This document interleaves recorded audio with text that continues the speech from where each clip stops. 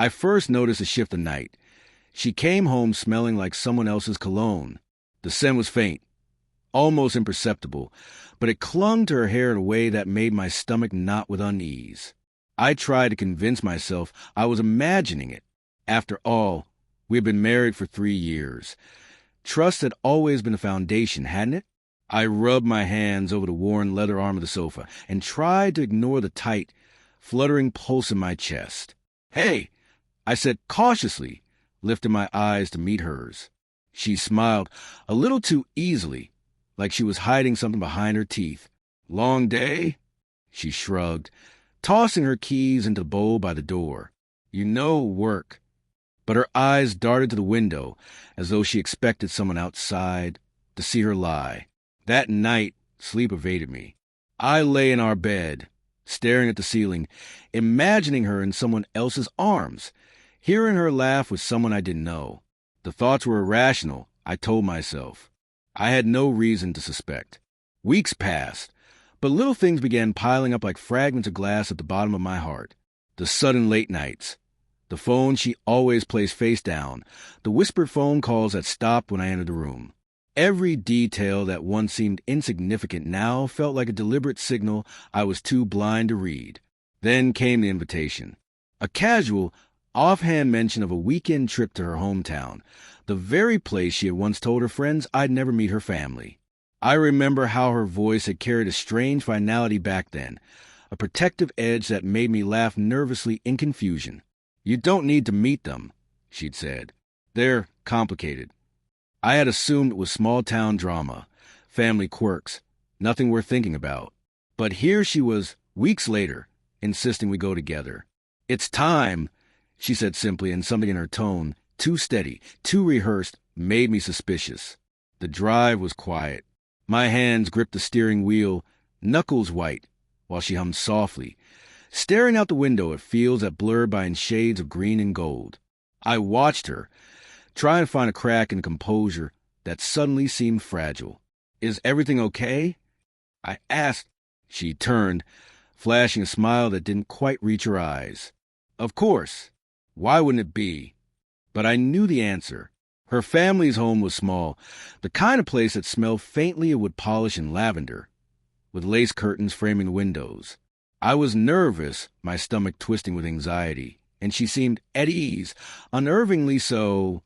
Her parents welcomed me warmly, but I noticed how her mother's glance lingered a beat too long on her, and how her father avoided meeting my eyes. Something in the way they moved, in the way the house felt, told me I was stepping into a story I wasn't supposed to read.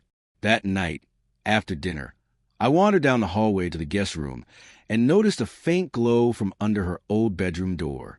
Curious, my heart thumping, I peeked through the crack.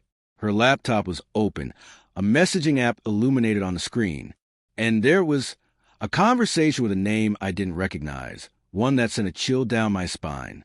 "Can't wait to see you tonight," the message read, and her reply, "Me neither.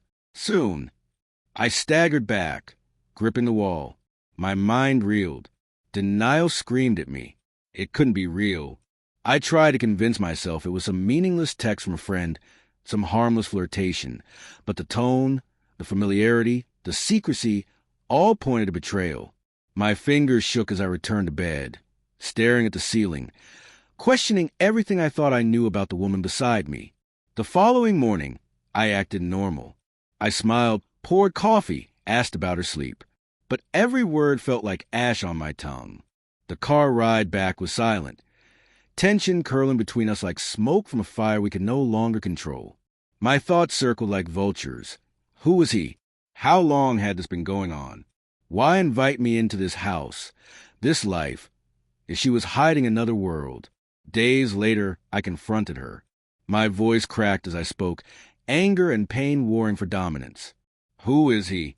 She froze mid-sentence, eyes wide. "What are you talking about?" I held up my phone, the conversation glaring at her like a neon sign. Who is this man? For a moment, silence filled the room, heavy and suffocating.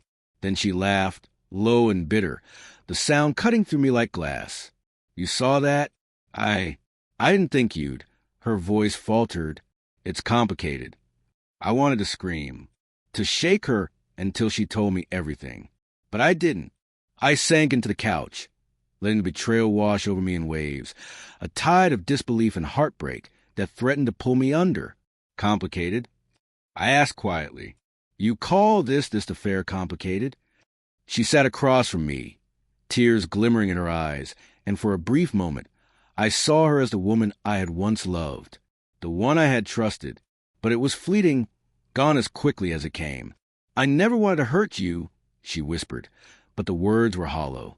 They could not undo months of lies, nights spent wondering, mornings filled with suspicion. I left the apartment that night, walking aimlessly through the streets, feeling the cold bite of autumn on my skin, the world outside bright and indifferent. I wanted answers, closure, but I knew some wounds didn't heal with words. They healed or they didn't. Over time, in the quiet, private agony of shattered trust. The final blow came weeks later, in a way I had not anticipated. A mutual friend, one who had known both of us long before the marriage, pulled me aside. I'm sorry you had to find out this way, he said gently, eyes avoiding mine. She told me everything about him. She said she never thought you'd find out. I felt my chest tighten, the pain deeper than I could have imagined. Anger, yes, but more than that, a profound grief for the life I thought I had, the love I believed in. I realized that betrayal isn't just about the act. It's about the erosion of trust, the slow poisoning of memory, the rewriting of the story you thought you lived. Months passed. I moved into a smaller apartment, took long walks at night, and forced myself to face the quiet of my own company. The betrayal had left a mark, jagged and sharp, but also taught me something I hadn't known. Strength isn't the absence of pain. It's surviving it, breathing through it, and reclaiming the parts of yourself that someone else tried to erase. I saw her once after it all, across a crowded street, her hand intertwined with someone else's, laughing the way she used to laugh with me. And for a moment, I felt the old ache, raw and jagged. But then I looked at my reflection in the window of a clothes shop and saw a man who had survived, who had faced heartbreak and still walked forward. She once told her friends I'd never meet her family. She never imagined that I'd meet the truth.